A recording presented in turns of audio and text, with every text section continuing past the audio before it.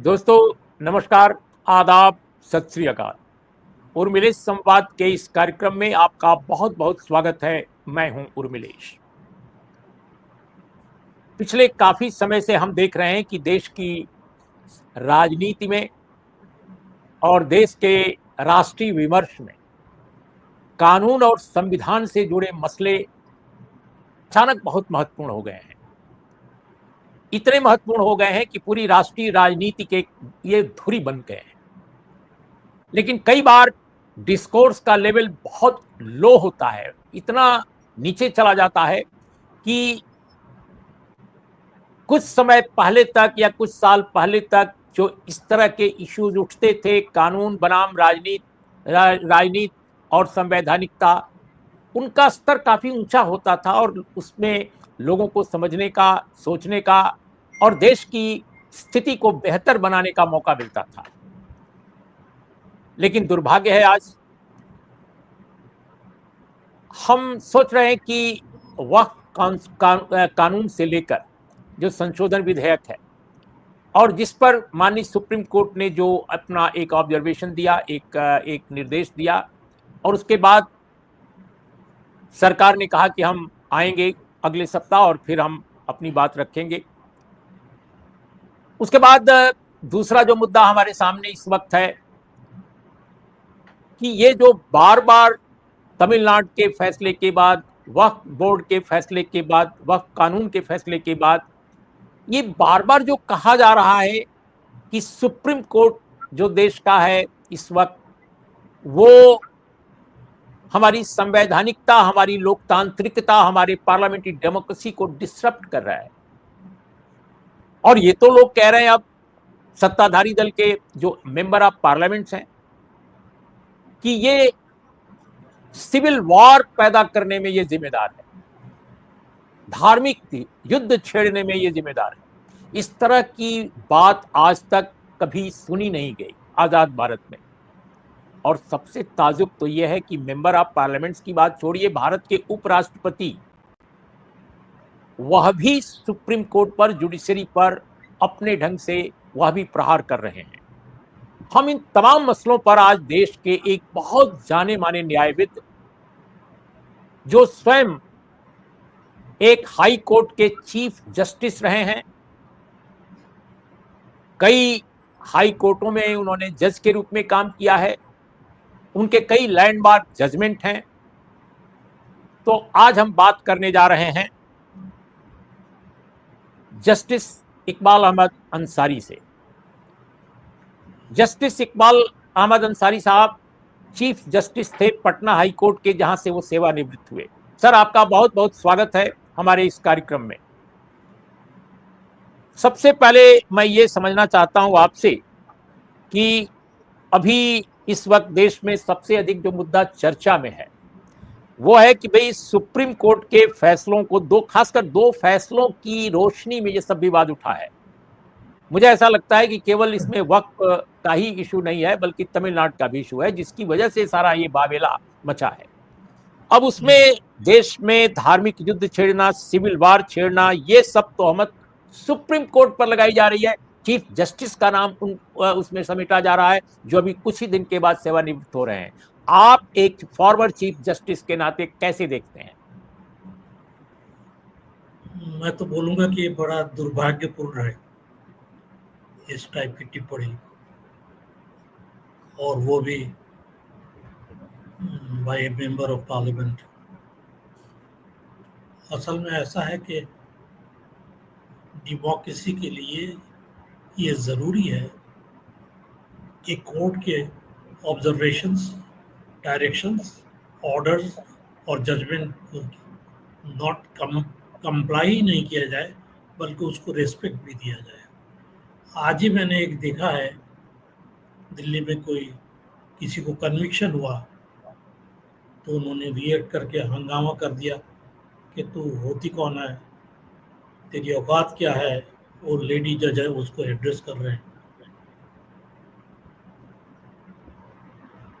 तो अगर supreme court के जजमेंट के अगेंस्ट में इस तरह के वर्ड्स यूज़ किए जाएंगे, तो फिर आप किसी मर्डरर को अगर सज़ा देते हैं, क्योंकि हर मर्डर का सज़ा जो है, जो सेशंस कोर्ट देता है, वो सुप्रीम कोर्ट तक बहाल नहीं रहता है, बहुत से छूट भी जाते हैं।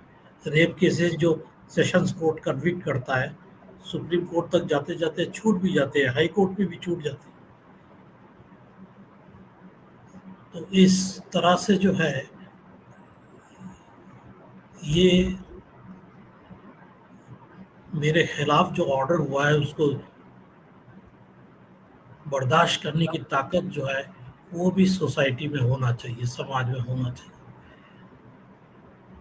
क्योंकि अगर हम डेमोक्रेसी देखें तो डेमोक्रेसी का मतलब तो यही है कि आप भी एग्री टू डिसएग्री। बहुत सिंपल सी बात यही है कि आपको अपनी बात रखने का है और मुझे अपनी बात रखने का है। न मैं आपको असम्मान करूं, ना आप मुझे असम्मान करें। तो ये ऐसी चीज़ें जो हो रही हैं ये बड़ा ख़तरनाक है। कल को लोग बोलेंगे कि भाई हमें तो ये जजमेंट ही नहीं, हम अपना सज़ा को हम नहीं मानते, हमारी सज़ा गलत हो गई है। तो गलत हो गई है तो उसको तो वहीं जाएंगे ना जहाँ सिस्टम बना हुआ है, उसी के हिसाब से जाएंगे। दूसरी चीज़ जो मैं बोलना चाहता हूँ वो ये है कि ऐसा ज़रूरी नहीं है कि सुप्रीम कोर्ट जो भी फैसला हो वो सारा सही हो। ठीक है, एक अमेरिकन सुप्रीम कोर्ट के जज का ऑब्जर्वेशन है सुप्रीम कोर्ट के ऊपर में। उन्होंने क्या, we are supreme not because we are infallible, मतलब हम सुप्रीम है इसलिए नहीं कि हमसे गलतियां नहीं हो सकती, बल्कि हम सुप्रीम इसलिए हैं, we are supreme because we are final. हम सुप्रीम इसलिए हैं कि हम फाइनल हैं। गलत हो सही हो, एक कहीं तो फाइनलिटी सोसाइटी को लाना ही पड़ेगा ना। तो फाइनल है इसीलिए वो उसको सही भी माना जाता है जब तक कि उसको, और इसीलिए सुप्रीम कोर्ट की अगर इस टाइप की जो टिप्पणी हो रही है इस टाइप की टिप्पणी नहीं, लेकिन अगर आप जजमेंट को डाइसेक्ट करें, एनालाइज करें, उसको क्रिटिसाइज करें, वो आपके हक पे आप कर सकते हैं, इसमें कोई बाधा तो नहीं है। हर क्रिटिसिज्म कंटेम्प्ट नहीं है, लेकिन अगर आपका मतलब ये है कि फैसले को नहीं है, आप जज को कंडेम करना चाहते हैं, आप इंस्टीट्यूशन को कंडेम करना चाहें, तो वो गलत है। आप जजमेंट या ऑर्डर को आप जो भी क्रिटिसाइज करना चाहें, अगर आपके पास कोई पॉइंट है तो करिए, लेकिन इसका मतलब ये नहीं कि आप इंस्टीट्यूशन ही ख़त्म कर दें। तो मैं तो यही बोलूँगा, ये बड़ा अनफॉर्चुनेट है कि इस टाइप के जी ऑब्जर्वेशन मिल रहे हैं कि जो है जी ये सिविल की तरफ ले जा रहा है सुप्रीम कोर्ट या चीफ जस्टिस ऑफ इंडिया, या राइट वगैरह करवाने की। इसमें राइट का भी आपको मालूम है, राइट तो मुर्शिदाबाद में वक्फ बोर्ड के केस के आने से पहले हो चुका था। तो ये तो नहीं है कि वक्फ के जजमेंट के बाद में ये हुआ है, ये तो पहले ही हुआ है।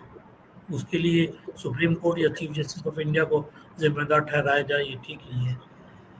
एक और बात जो सामने आती है वो जो हमारे वाइस प्रेसिडेंट ने बोला है, जी हाँ बड़ा ताज्जुब लगता है। वो बहुत ही सीनियर एडवोकेट रहे हैं, तो उस हिसाब से शायद बोलने का तरीका भी दूसरा होना चाहिए और कंडक्ट भी दूसरे टाइप का होना चाहिए।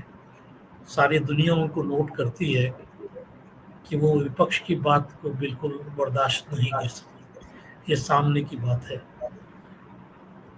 अब उन्होंने ये बोला कि 142 को न्यूक्लियर मिसाइल की तरह सुप्रीम कोर्ट यूज कर रहा है।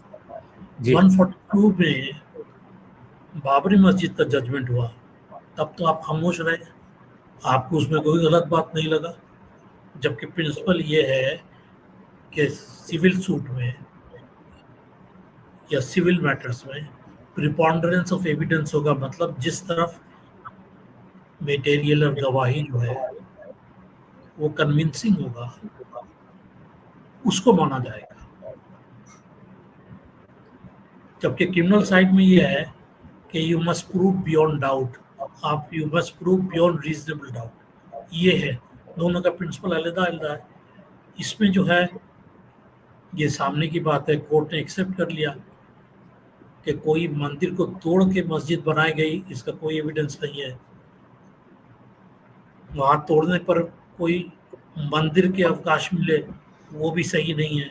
आर्कियोलॉजिकल जो सर्वे ऑफ इंडिया का जो रिपोर्ट है वो भी मान्य नहीं रखता है। सभी कुछ ये भी हो गया कि भाई वहाँ मंदिर मस्जिद बनी, वहाँ नमाज भी होती थी, सभी कुछ मिल गया, लेकिन उसके बावजूद सुप्रीम कोर्ट ने जो है वो फैसला राम मंदिर के फेवर में दिया। और उनका ये बोलना था कि हम इसको 142 में, जिसमें कंप्लीट जस्टिस करने के लिए दिया गया सुप्रीम कोर्ट का पावर, उस पावर को हम एक्सरसाइज कर रहे हैं। आप तो किया, सोसाइटी ने एक्सेप्ट ही कर लिया। आपने उस टाइम में क्यों नहीं कहा कि ये तो न्यूक्लियर मिसाइल है, ये नहीं यूज होना चाहिए? तब आपको याद नहीं आया। अब जब गवर्नर को बोलने लगा सुप्रीम कोर्ट या प्रेसिडेंट को बोलने लगा, तब आपको बहुत खराब लगता है। अब ये गवर्नर के इसमें लोगों का बोलना ये है कि भाई इसमें कॉन्स्टिट्यूशन में तो कोई पीरियड है ही नहीं है, तो कोई पीरियड नहीं है तो क्या आप 5 साल अपना पूरा पीरियड बिना कोई एसेंट दिए चला लेंगे?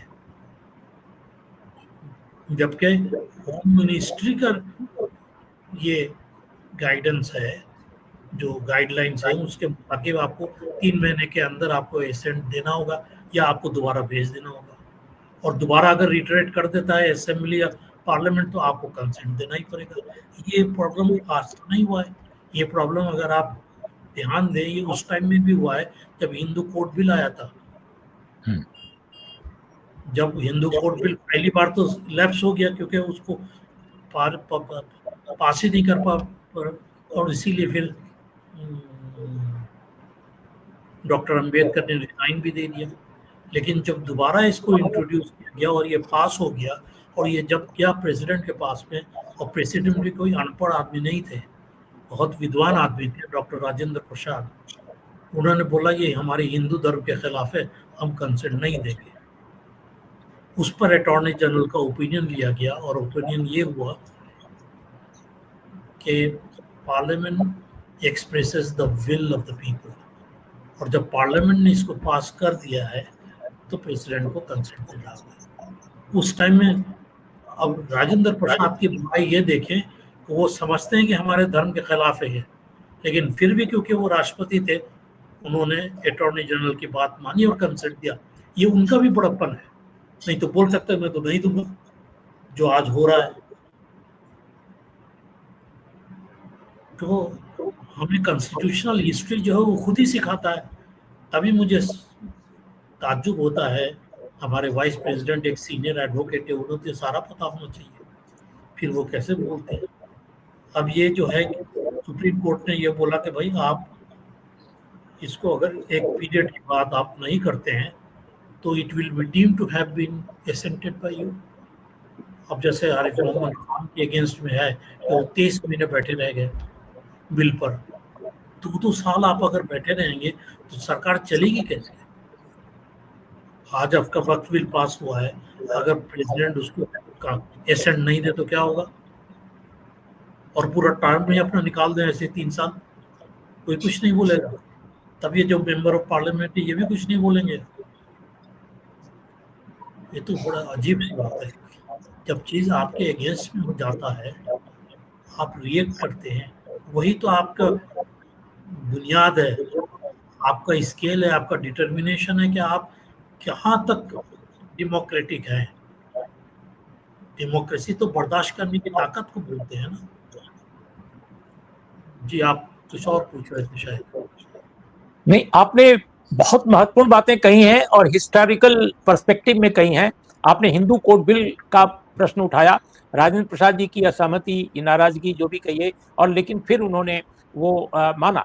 तो मैं इसी के कॉन्टेक्स्ट में एक सवाल और मेरे दिमाग में है कि चूंकि आपने धनखड़ साहब के बारे में काफी कमेंट किया है, उनके उनके उनके उनके कमेंट पर, और तो देश का बहुत बड़ा अखबार टाइम्स ऑफ इंडिया उसने तो आउट ऑफ लाइन बोल दिया।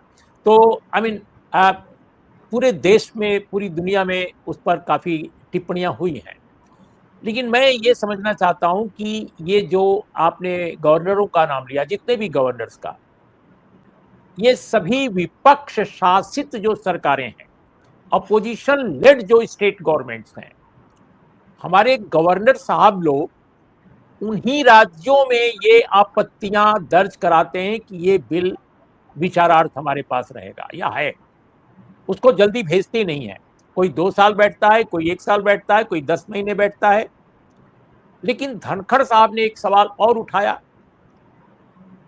इसका कोई जवाब नहीं दिया कि अपोजिशन रूल्ड स्टेट्स में ही गवर्नर ये काम क्यों कर रहे हैं। हम सबने उठाया सवाल, मीडिया के लोगों ने, खासकर जो सोशल मीडिया पर लोग एक्टिव हैं या जो लोग प्रिंट में भी हैं, नेशनल जो सो कॉल्ड टेलीविजन चैनल्स हैं वो तो नहीं उठाए, लेकिन वैकल्पिक मीडिया के लोगों ने उठाया, उसका कोई जवाब उन्होंने नहीं दिया।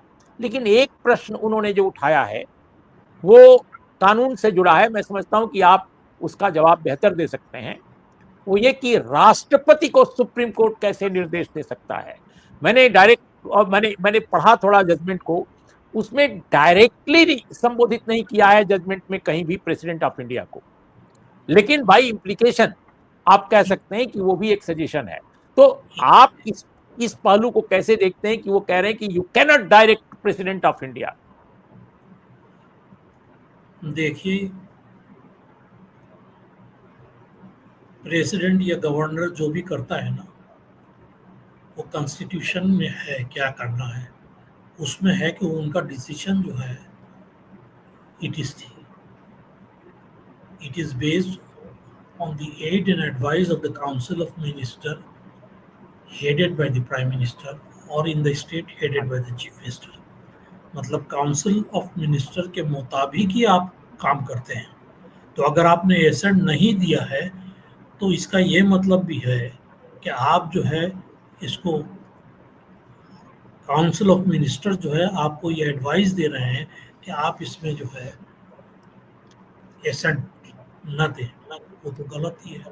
दूसरा ये है कि प्रेसिडेंट को हो या गवर्नर को हो, डायरेक्टली नहीं देता है सुप्रीम कोर्ट या हाई कोर्ट को डायरेक्शन, ये तो उनके सेक्रेटरी के जरिए दिया जाता है। आज मिनिस्टर को भी जो है, मिनिस्टर को डायरेक्टली कोई डायरेक्शन नहीं दिया जाता है, ये सेक्रेटरी टू द मिनिस्ट्री है, उसको दिया जाता है डायरेक्शन। तो वो जो बोल रहे हैं कि ये प्रेसिडेंट को कैसे बोल सकता है, प्रेसिडेंट को तो बोला ही जाएगा, लेकिन ये नहीं कि प्रेसिडेंट को बोला जाएगा, सेक्रेटरी को बोलना is as good as telling the president. और प्रेसिडेंट के अंदर कोई गलती नहीं है तो प्रेसिडेंट सुधार सकता है। प्रेसिडेंट जो है वो प्राइम मिनिस्टर को भी ओथ दिलवाता है और चीफ जस्टिस ऑफ इंडिया को भी ओथ दिलवाता है। ओथ तो दोनों को दिलवाता है, लेकिन इसका मतलब ये नहीं है कि ना प्रेसिडेंट जो है वो कॉन्स्टिट्यूशन से ऊपर हो जाएंगे, वो तो नहीं होगा। जहाँ वो कॉन्स्टिट्यूशन का उल्लंघन करेंगे वहाँ तो उसको कौन बोलेगा। उल्लंघन करने के लिए उसको with in the bounds of constitution रखने की जिम्मेदारी हाई कोर्ट और सुप्रीम कोर्ट की है। तो हाई कोर्ट या सुप्रीम कोर्ट को ही बोलना होगा कि आप ये गलत कर रहे हैं, आप इसको ऐसे कीजिए। क्यों नहीं बोल सकता, आप खुद ही सोचिए। रांगा बिल्ला का हम लोग सुनते हैं, उसमें जजमेंट हुए, कन्विक्शन हुआ, हाई कोर्ट आया, वहाँ खारिज हो गया, सुप्रीम कोर्ट गया, वहाँ खारिज हो गया। जब उसको फांसी का टाइम था तब उसने आके सुप्रीम कोर्ट में दाखिल किया अपनी क्लेमेंसी के एप्लीकेशन के अगेंस्ट में जो ऑर्डर थे उसके लिए। हालांकि बाद में वो फैसला सुप्रीम कोर्ट के मुताबिक हुआ, लेकिन कोर्ट ने डिसाइड तो किया। ऐसा थोड़ी हो जाता, कोर्ट डिसाइड ही नहीं करेगा। अब लोग बोलते हैं जैसे कि रात को जो है सुप्रीम कोर्ट खोल के फैसला सुनाया गया। अरे ये तो इंडियन सुप्रीम कोर्ट का प्राइड है कि अगर जरूरत हुई तो कोर्ट जो है रात को भी बैठ के भी फैसला करता है। डिमोलिशन को रोकने के लिए आपको रात को भी बैठ के फैसला करना होता है। हुआ भी है, ऐसी बात तो नहीं है कि नहीं हुआ। जी, अभी भारतीय जनता पार्टी के जो 2 सांसद निशिकांत दुबे और दिनेश शर्मा, इन दोनों ने जिस तरह से सुप्रीम कोर्ट ऑफ इंडिया पर, चीफ जस्टिस ऑफ इंडिया पर एक तरह से डायरेक्ट अटैक किया है, और उनकी जो डायरेक्ट अटैक की जो भाषा है वह भी न तो पॉलिटिकल कही जाएगी और न तो कोई उसमें इंटेलेक्चुअल इनपुट दिखाई दे रहा है, कोई तथ्य दिखाई भी नहीं दे रहा है। लेकिन हमने देखा कि जो पार्टी के दूसरे बड़े नेता हैं, अब वो कह रहे हैं कि साहब ये हमारी पार्टी लाइन नहीं है, हम इससे डिस्टेंस अपने को करते हैं। लेकिन फौरन उसके बाद पार्टी का एक बहुत महत्वपूर्ण व्यक्ति, जो आईटी सेल या जो भी उनका प्रमुख एक फोरम है, वहां से आता है कि इंदिरा गांधी ने भी सुप्रीम कोर्ट के जजों के बारे में बहुत सारी बातें कही थी। अब सवाल इस बात का है कि क्या इंदिरा गांधी ने वो तो सिविल वार बोलना का पड़ेगा जिम्मेदार उन्होंने क्या ठहराया बोला था? था। नहीं नहीं, सिविल वार का जिम्मेदार या धार्मिक युद्ध छेड़ने का जिम्मेदार तो मुझे नहीं लगता कि इंदिरा गांधी ने कभी आरोप लगाया। ना, इस टाइप के हमें तो याद नहीं आ रहा है कि ऐसा कोई इंसिडेंट हुआ हो। तो इसका मतलब कि केवल जायज ठहराने के लिए आप उदाहरण कोट कर रहे हैं। एक चीज और एक चीज और मैं आपको बोलूं, हम लोग जी, इमरजेंसी के बारे में बहुत कुछ बोलते हैं जो इंदिरा गांधी ने लगाया। आपको अगर याद होगा तो उसी इमरजेंसी के टाइम में इंदिरा गांधी ने कॉन्स्टिट्यूशन में एक अमेंडमेंट लाया कि इलेक्शन जो है प्राइम मिनिस्टर और speaker will not be called in question in any court of law. मतलब उनका इलेक्शन जो है वो चैलेंज नहीं होगा। इमरजेंसी के टाइम में सुप्रीम कोर्ट ने बोला ये अमेंडमेंट जो है ये अनकॉन्स्टिट्यूशनल है। ये तो इमरजेंसी सब था ऑलरेडी। अभी तो इमरजेंसी नहीं है। अभी आप बोलने से बोलते हैं कि आप सिविल वॉर कर दें, आप गृह युद्ध लगा देंगे। मुझे तो समझ में नहीं आता कि हम ये कैसे बोल सकते हैं। और इस टाइप की टिप्पणी तो बिल्कुल ही नहीं होनी चाहिए। किसी भी सिविलाइज सभ्य समाज में ये नहीं होना चाहिए।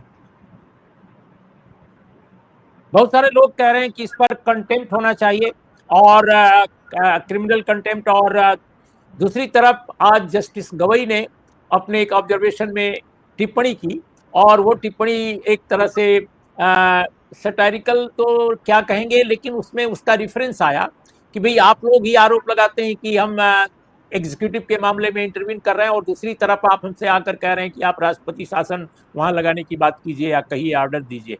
तो जस्टिस गवई ने अपने ढंग से एक जवाब दिया जो भारत के अगले मुख्य न्यायाधीश बनने जा रहे हैं। आप कैसे देखते हैं, क्या ये कंटेम्प्ट या क्रिमिनल कंटेम्प्ट की बात जो की जा रही है, क्या सुप्रीम कोर्ट का खामोश रहना उचित है आपके हिसाब से, या इस पर कुछ कार्रवाई करने की जरूरत है? देखिए, जिस तरह से बोला गया है निशिकांत दुबे के जरिए, मेरे ख्याल में तो कंटेम्प्ट का प्रोसीडिंग होना ही चाहिए। क्योंकि वो बहुत दूर चले गए हैं, इतना दूर उन्होंने जाना नहीं चाहिए था। जब वो सीजीआई को पर्सनली इम्प्लीकेट कर रहे हैं, ठीक नहीं है। अगर इसमें हम कंडेम नहीं करेंगे तो फिर और किस में करेंगे। जी। आ, इकबाल साहब, जस्टिस इकबाल साहब, हम आपसे एक सवाल और करना चाहते हैं। वक्फ जो कानून, जो विधेयक जो पास हुआ है संशोधन के साथ, सुप्रीम कोर्ट ने, मानी सुप्रीम कोर्ट ने 3 महत्वपूर्ण जो उसके प्रावधानों को एक तरह से ये सीधा साफ कर दिया कि ये बिल्कुल रखने लायक नहीं है। कोर्ट की भाषा जो भी रही हो, लेकिन आम भाषा में अगर मैं कहूं तो उन्होंने बिल्कुल सिरे से खारिज कर दिया। उसमें एक तो बहुत ही हास्यास्पद था, जो पूरे देश में, यहाँ तक कि जो प्रो गवर्नमेंट मीडिया है उसमें भी उसका काफी एक तरह से क्रिटिकल उस पर कमेंट आया कि भाई जो काउंसिल है या जो बोर्ड है उसमें ऐसे लोगों को भी नियुक्त किया जाएगा जो माइनॉरिटी कम्युनिटी यानी मुस्लिम कम्युनिटी के नहीं होंगे, यानी गैर मुस्लिम कम्युनिटी के लोग भी उसमें शामिल किए जाएंगे और उनकी संख्या ठीक ठाक होगी। वैसे पहले कहा गया कि 2 होगी, लेकिन अगर टोटलिटी में जोड़ा जाए तो 8 तक पहुंचती है। तो इसको भी सिरे से एक तरह से सुप्रीम कोर्ट ने इसको गलत माना। और भी 2 मसले हैं। आप कैसे देखते हैं कि वक्फ पर जो ये संशोधन बिल पास हुआ है, और सुप्रीम कोर्ट में जो एक तरह से अनडिक्लेयर स्थगन, स्वयं सरकार ने कोशिश की कि स्टे न दे सुप्रीम कोर्ट, और स्टे की नौबत ना आए, लेकिन उसने स्थगित करने की बात की। आपको क्या लगता है, वर्ड फ्यूचर क्या आपको नजर आ रहा है? देखिए, सुप्रीम कोर्ट ने जो बोला है या जो क्वेरी किया था, सुप्रीम कोर्ट ने ये किया था कि आप इसमें अगर हिंदुओं को रखते हैं वक्फ काउंसिल या वक्फ बोर्ड में, तो आप क्या हिंदुओं को भी मुसलमानों को भी जो टेम्पल के ट्रस्ट है उसमें लेंगे। उसका तुषार मेहता ने कोई जवाब नहीं दिया, जो हमारे सॉलिसिटर जनरल हैं। अगर उसका जवाब वो यस करते हैं तब तो बात दूसरी हो जाएगी, जो मेरे समझ में आता है। लेकिन अगर उसका जवाब वो नहीं देते हैं या ना बोलते हैं, तो उसमें फिर तो चीफ जस्टिस ऑफ इंडिया का जो ऑब्जर्वेशन है या उनके जो कंपेनियन जजेस थे उनका जो ऑब्जर्वेशन है वो बड़ा रिलेवेंट और इम्पोर्टेंट हो जाता है। क्योंकि वक्फ काउंसिल में 22 मेंबर होंगे, 10 या उसमें से मुस्लिम होंगे, बाकी 12 जो है वो नॉन मुस्लिम हो सकते हैं। या तो इसका मतलब ये है कि मेजॉरिटी जो है वो नॉन मुस्लिम हो जाएगी, और वो डिसाइड करेंगे कि ये वक्फ प्रॉपर्टी है कि नहीं है, इसको कैसे चलाना है, वगैरह वगैरह।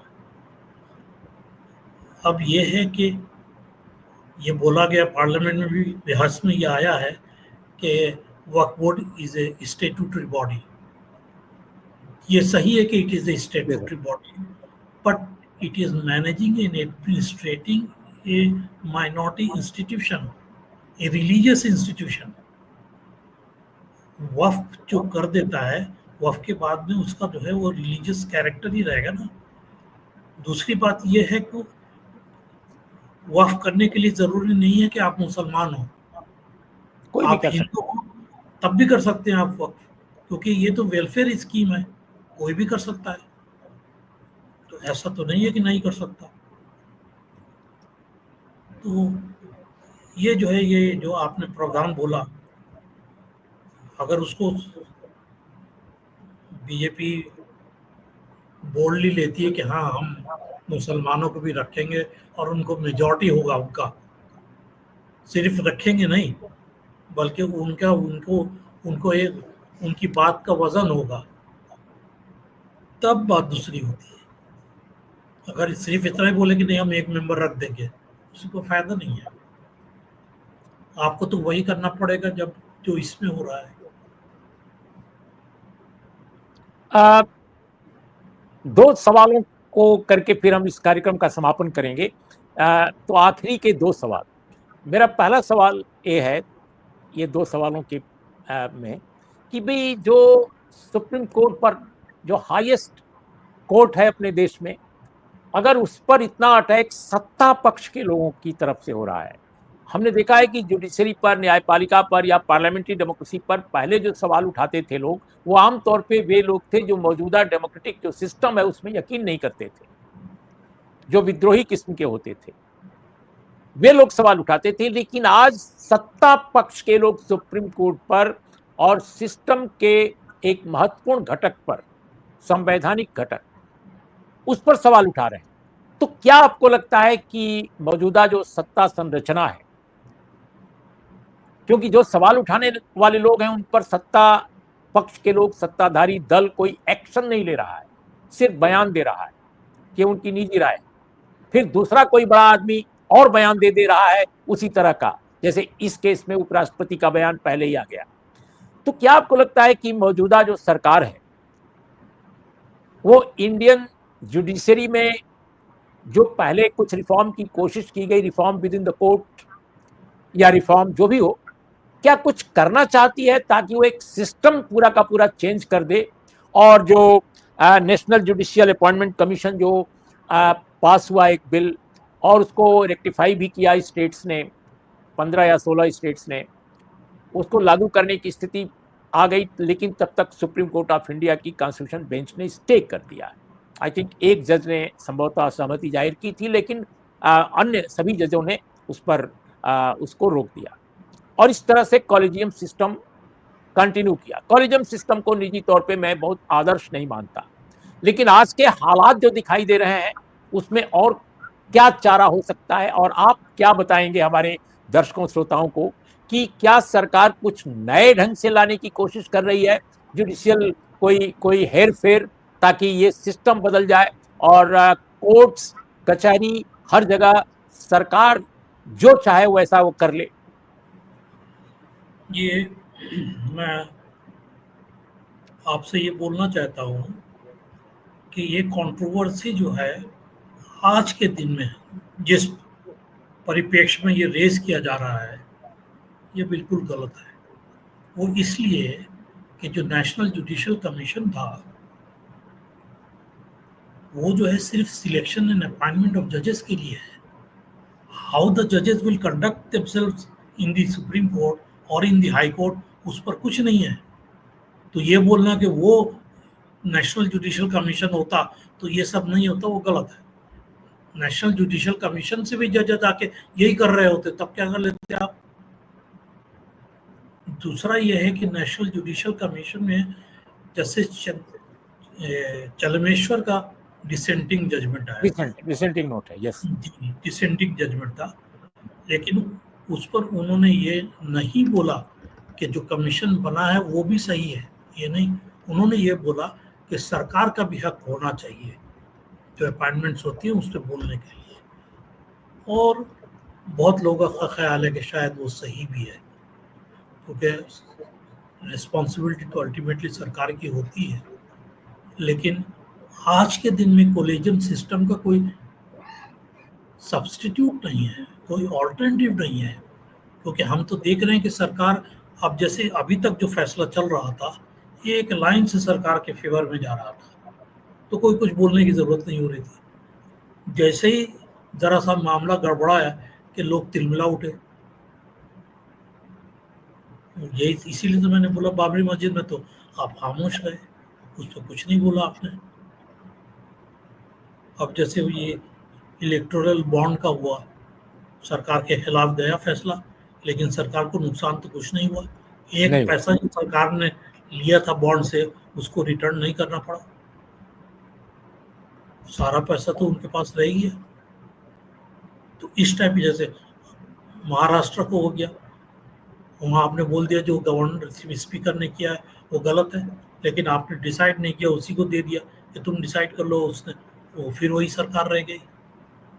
तो जो हाफ हार्टेड होता था वो आपको मंजूर था क्योंकि आपको नुकसान कुछ नहीं देता था।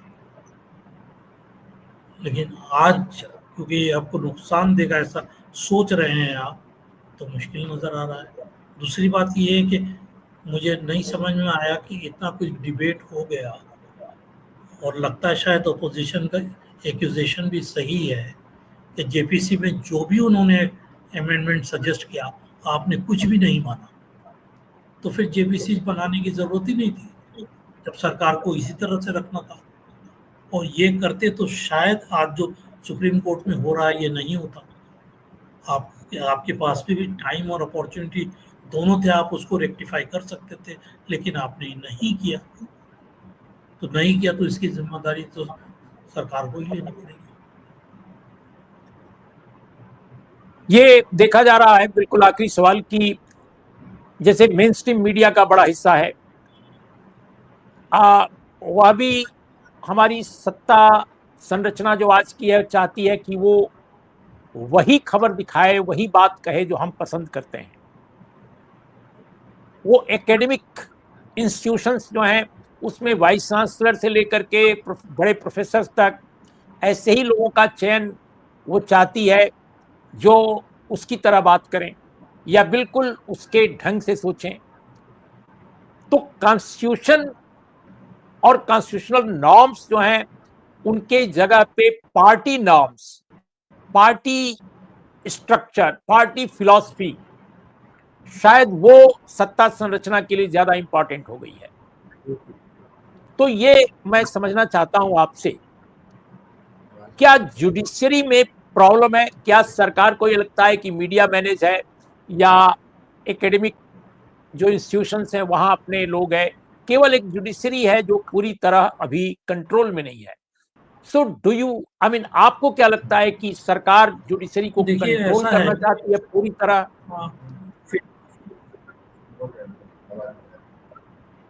पॉलिटिकल फिलॉसफी जो है वो सरकार की फिलॉसफी जो है, हो सकता है सुप्रीम कोर्ट के कुछ जजों की फिलॉसफी भी हो, लेकिन ये है कि जब आप डिसाइड करते हैं केस तब आप उस फिलॉसफी पे नहीं डिसाइड करते हैं, आप डिसाइड करते हैं कॉन्स्टिट्यूशन के बेसिस पर, लॉ के बेसिस पर। और आप अगर कॉन्स्टिट्यूशन और लॉ के बेसिस पर डिसाइड करें तब तो कोई प्रॉब्लम है ही नहीं। आफ्टर ऑल कृष्णा अय्यर को सब मानते हैं कि बहुत बड़े जज गुजरे, लेकिन कृष्णा अय्यर तो लेफ्टिस्ट थे। तो आज ये सरकार क्या बोलेगी सुप्रीम कोर्ट के जजमेंट के बारे में जो कृष्णा अय्यर ने दिया है वो सारे जजमेंट गलत हैं? ये तो नहीं है ना, उनका वे ऑफ थिंकिंग है, लेकिन उन्होंने कॉन्स्टिट्यूशन के अंडर में वो ऑर्डर्स दिए। आप भी कॉन्स्टिट्यूशन में दीजिए, लेकिन आप वो नहीं कर रहे हैं ना। एक जज बोलता है कि prime minister is our hero, एक जज बोलता है प्राइम मिनिस्टर इज विजनरी। जब आप इस लेवल तक चले जाते हैं तो लोगों को सोचना पड़ता है कि आप न्याय कहाँ तक करेंगे। हालांकि काफ़ी बार ये मुद्दा उठ चुका है, लेकिन फिर भी मैं बोलूँगा जैसे बिल्किस बानो का केस है, उनको सरकार ने कमिट कर दिया सेंटेंस, वो बाहर आ गए, वहाँ तक आ गए, तब तक कोई प्रॉब्लम नहीं है, लेकिन आप जाके उसको मिठाई खिला रहे हैं, ये तो बड़ी अजीब बात है। सरकार की एक पॉलिसी उसमें उन्होंने छोड़ दिया, उनको चलिए छोड़ दिया, लेकिन आप इसका मतलब थोड़ी है कि आप ये बोले कि ये बड़े संस्कारी लोग हैं। रेप करना कोई संस्कार तो नहीं होता ना। कोर्ट को जो है हमेशा ये सोचना पड़ता है, अंग्रेजी में बोलते हैं ना, the wearer knows where the shoe pinches. तो एक जज को ये महसूस करना होगा कि where the shoe is pinching. अगर वो ये महसूस नहीं कर सकता है तो वो जज नहीं बन सकता। जज की कुर्सी पे रह सकता है, जज की कुर्सी से रिटायर भी हो सकता है, लेकिन वो जज नहीं हो सकता। जज होने के लिए ज़रूरी ये है कि आप उस आदमी की पीड़ा को समझे जो आपके सामने खड़ा है और जो आपसे न्याय की अपेक्षा करता है, वो बड़ा ज़रूरी है। शुक्रिया, शुक्रिया सर। जस्टिस इकबाल अहमद अंसारी, बहुत बहुत धन्यवाद। आपने इन विषयों पर, तीनों मुद्दों पर मैं समझता हूं खुलकर अपनी बात कही है, और हमारे दर्शकों श्रोताओं के लिए ये बहुत मीनिंगफुल है, बहुत सार्थक है।